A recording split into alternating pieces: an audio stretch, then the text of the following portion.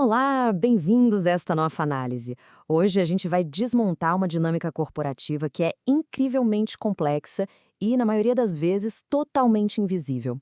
A gente ouve muito falar de ambientes de alto desempenho, cultura de resultados, aquele famoso vestir a camisa da empresa, né?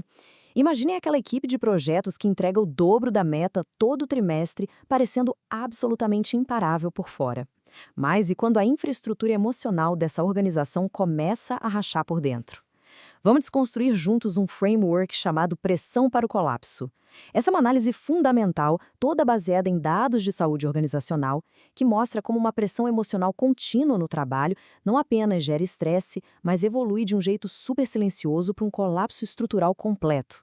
Nossa missão aqui é ir além da superfície, tirar aquela maquiagem corporativa e entender os exatos mecanismos que transformam um ambiente de alta cobrança em uma verdadeira máquina de esgotamento. Isso nos leva a uma questão central. O burnout acontece da noite para o dia ou ele é construído em silêncio?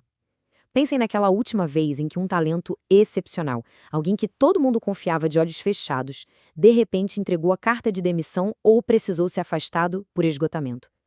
A reação nos corredores e nas diretorias é quase sempre de choque absoluto.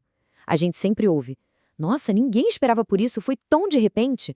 Mas será que foi mesmo? A resposta para essa pergunta quebra de uma vez por todas um dos maiores mitos do mundo corporativo atual: a ideia de que o burnout é uma falha repentina e imprevisível. Na verdade, como as evidências mostram, o colapso nunca é um evento isolado. Ele é um processo. É uma engenharia silenciosa e gradual de desgaste que acontece bem ali, debaixo dos nossos narizes. Número 1. O falso burnout repentino. É aqui que começamos a entender a ilusão do colapso imediato. Bom, vamos mergulhar nisso e entender como as sementes do esgotamento são plantadas muito antes de qualquer sinal de fadiga aparecer. O que muita gente na liderança enxerga como uma crise súbita de saúde mental é, na verdade, só o ato final de uma peça que já está em cartaz há meses ou até anos. O momento do colapso é só um instante em que a estrutura invisível finalmente cede. O burnout não nasce no dia em que a pessoa não consegue mais sair da cama. Ele nasce nas pequenas coisas, sabe? Em cada interação disfuncional, em cada demanda absurda que não é discutida, em cada final de semana interrompido por aquelas mensagens de trabalho que parecem urgentes, mas na boa, não são. O começo do burnout é muito sutil. Ele usa um disfarce perfeito de dedicação extrema, de foco no resultado, e é exatamente por isso que passa totalmente batido pela gestão. E é aqui que essa desconexão fica absurdamente clara. De um lado, a gente tem a visão do painel de controle executivo. O que eles veem? Planilhas no verde, metas de conformidade em dia, reuniões super tranquilas onde ninguém levanta a voz nem reclama de nada. Parece o cenário do sucesso corporativo absoluto, não é? Mas, olhando para a realidade nua e crua, a gente descobre que toda essa quietude não tem nada a ver com paz. Na verdade, é o reflexo de um clima organizacional bem pesado.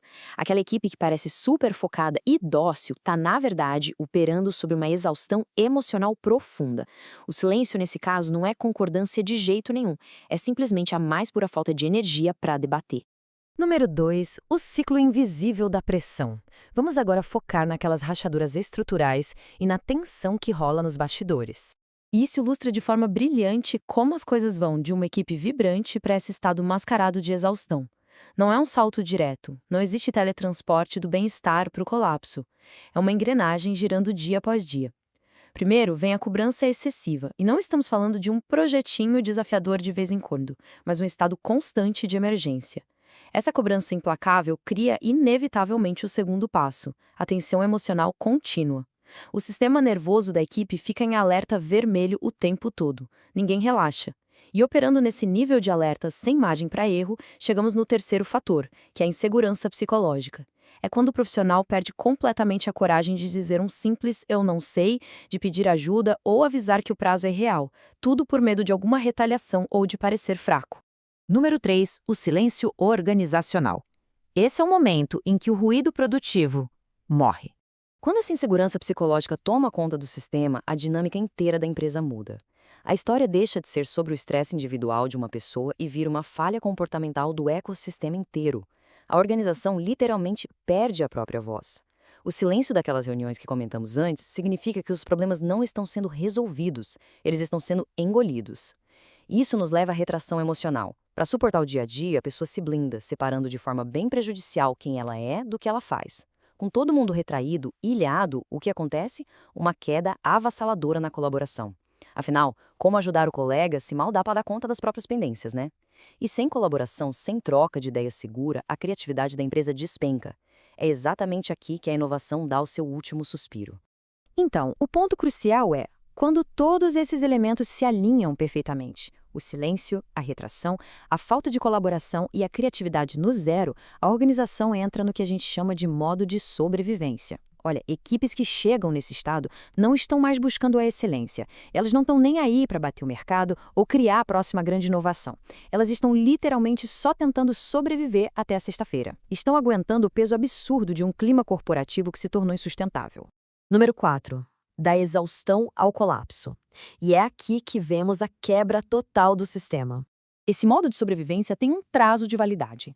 Nem a mente nem o corpo humano foram feitos para aguentar esse nível de defesa o tempo todo. O processo agora acelera muito e aquela deterioração silenciosa finalmente aparece e transborda para os resultados do negócio. É rápido e implacável. O estado de sobrevivência seca as últimas gotas de energia, gerando uma exaustão emocional severa. A performance cai ladeira abaixo. Logo em seguida, o sistema quebra de uma vez. É o burnout corporativo. E a matemática disso para o negócio se traduz em uma palavra: turnover. Os melhores talentos simplesmente vão embora. E pior, levam junto o conhecimento vital da empresa, deixando para trás um rastro gigante com custos com rescisão, novas contratações e treinamentos, tudo isso só para jogar uma pessoa nova dentro da mesma máquina de moer. Número 5. Riscos psicossociais e a NR1. Vamos seguir em frente e ver como isso se desdobra e gera um impacto que vai muito além da gestão. Chegando neste ponto, as consequências deixam de ser só uma dor de cabeça de recursos humanos e invadem direto a área regulatória e de compliance da empresa. O colapso agora ganhou um nome técnico e jurídico. No Brasil, temos a norma regulamentadora número 1, a famosa NR1, que trata do gerenciamento de riscos ocupacionais. E agora isso abraça fortemente os riscos psicossociais. O que isso quer dizer na prática? Quer dizer que avaliar a segurança psicológica e o impacto emocional do ambiente de trabalho parou de ser uma prática legalzinha ou um bônus da cultura da empresa. Passou a ser uma métrica dura de conformidade em saúde ocupacional.